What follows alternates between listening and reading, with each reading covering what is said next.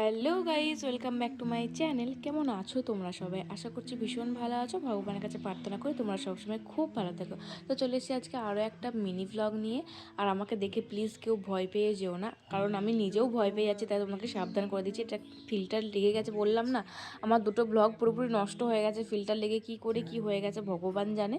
তো যাই হোক, ওই যে বললাম যে সুন্দর সুন্দর মুহূর্তগুলো আমি এমনি এমনি ফেলে দিতে পারি না, তোমার সাথে শেয়ার আমি করবই। তো একটু কষ্ট করে দেখে নিও আর কি। তো আজকে দেখো একটুখানি সিম্পলের মধ্যে রেডি হয়ে বেরিয়ে পড়েছিলাম আমি আর মা। বাড়িতে কেউ ছিল না, দিদিরা চলে গেছিলো। আর আজকে সকালবেলা দাদু দিদা মামা বাড়ি চলে গেছে ভোটের কারণে। আগের দিনকে ভোট হয়নি, আজকে ভোট হয়েছিল সেদিনকে, মানে যেদিনে ভিডিও করেছিলাম। আর তারপরে মাসিমণিও সকালবেলা দিদাদের সাথে চলে গেছিলো ছোটো মামার বাড়িতে। সেই জন্য ছোটো মাইমা আমাদেরকেও নেমন্তন্ন করেছিল যে আজকে আমাদের বাড়িতেই খাওয়া দাওয়া করতে, যাতে করি আর কি। তো আমরা বলেছিলাম যে না, দরকার নেই ফালতু ফালতু আবার যাওয়া আসা। বলছিল না, এখানেতেই করবি। ঠিক আছে। মায়ের একদিন রেস্ট হলো আর কি। তো সেই জন্য চলে গেছিলাম। তো বেরিয়ে পড়েছিলাম, বেরিয়ে পড়ে ওখানে নেতাজি মোড়েতে জলযোগেতে দুটো দই মিষ্টি কিনে নিয়েছিলাম। নিয়ে এসে মাইমাকে দিয়ে দিলাম। মাইমা বলছে এইসবের কি দরকার ছিল, আমি আবার কিনতে দিয়েছি, আমি বারণ করে দাও যেন না কিনে আনে। তো তারপরে এসে দেখলাম মাসিমণি এখানে শুয়ে আছে। মাসিমণি ঘুমিয়ে গেছিলো, নিয়ে আমাদেরকে দেখে বলছে না না আমি ঘুমাইনি। তো যাই হোক, এদিকে তো খাবার টাইমও হয়ে গেছিলো। আমরা গেছিলাম একটু দেরি করে, তো তাড়াতাড়ি যেই আর কি করবো, ওই 1টার সময়, 12:30 1টা করে গেছিলাম হয়তো। তারপরে মাইমা খেতে বসে দিয়েছিল, করেছিল অনেক কিছু। আর সেদিনকে আমরা বৃহস্পতিবার ছিল, মাংস করবে বলেছিলাম। আমরা বলেছিলাম না, পুরোপুরি নিরামিষ করবে, মানে পেঁয়াজ রসুন দেওয়ার কোনো দরকার নেই।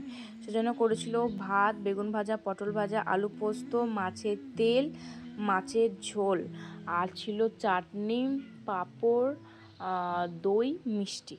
তো এত কিছু ছিল, আর প্রত্যেকটা আইটেমই জাস্ট ওয়াও খেতে হয়েছিল। মাছের তেলটা এখন আমার ভিডিও এডিট করার সময় মানে জল আসছে, এত টেস্টি রান্না করেছিল। মানে পেঁয়াজ রসুন ছাড়া যে এত টেস্টি রান্না হয় সত্যি বহুদিন পরে বেশ মানে দারুণ জমিয়ে খেয়েছিলাম। তো যাই হোক, তারপর একটু শুয়ে বসেছিলাম, মাসিমণি মাও ওইদিকে শুয়েছিল। আর তোমাদের সাথে আমি কিছু শেয়ার করব বলে আমি আবার ভিডিওটা অন করলাম। আমি একটু শুয়েই ছিলাম।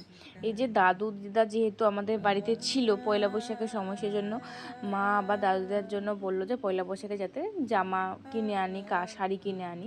সেজন্য ভাই গিয়েছিলো, আর ভাই গিয়ে আবার নিজের জন্য একটা শার্ট কিনে নিয়েছে, আর দিদার জন্য এরকম লাল পাড় সাদা শাড়ি, সুন্দর একটা ছাপা শাড়ি, আর দাদুর জন্য একটা ওই শর্ট যে কুর্তাগুলো হয় না সাদা রঙের, সেই রকম একটা জামা নিয়ে এসছে।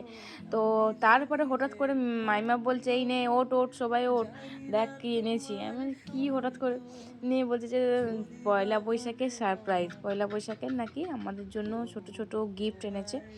তো এই হচ্ছে দুটো শাড়ি, একটা মাসিমণির জন্য, একটা মায়ের জন্যে। মাসিমণির জন্য হচ্ছে যে এই সবুজ কালারটা, আর মায়ের জন্য এই খয়েরি খয়েরি কালারটা। তো ভীষণই সুন্দর হয়েছে, মানে খয়েরি কালারটা তো ওয়াও দেখতে হয়েছে, মানে দুটো শাড়ি খুবই সুন্দর। আর খয়েরি কালার যেহেতু মা পছন্দ করে ভীষণই, সেজন্য মা খয়েরি কালারটাই নিয়েছে। আর এই নাইটিটা আবার আমার জন্য এনেছে। আমি তো মানে ভীষণই খুশি হয়ে গেছি, মানে গিফট পেলে কী না ভালো লাগে সেটা সবাই জানে। তো মানে বিশালই মজা হচ্ছিলো। তারপর পয়লা বৈশাখ উপলক্ষে যেহেতু পেয়েছি হঠাৎ করে, এটা কোনো ঠিকই ছিল না যে এরকম সারপ্রাইজ পাবো। তো ভীষণ খুশি হয়ে গেলাম। আচ্ছা, তোমরা কে কে এরকম সারপ্রাইজ পেয়েছো বলো তো পয়লা বৈশাখে, তাহলে কিন্তু অবশ্যই কমেন্টে জানাবে। আর আজকের ব্লগটা এই পর্যন্তই। কেমন লাগলো সেটা অবশ্যই জানিও। ভালো লাগলে অবশ্যই লাইক কমেন্ট শেয়ার করতে একদম ভুলবে না। দেখা হচ্ছে পরের ব্লগে খুব তাড়াতাড়ি। ততক্ষণ ভালো থাকবে, সুস্থ থাকবে। আর আমার পেজে নতুন হলে প্লিজ প্লিজ পেজটাকে আমার ফলো দিয়ে পাশে থেকো। আর আজকের ব্লগটা আমি একটু বাইরে থেকে ভয়েস দিচ্ছিলাম, তাই একটু নয়েজ আসতে পারে, ও একটু মানিয়ে গুছিয়ে নিও। তো চলো, বাই।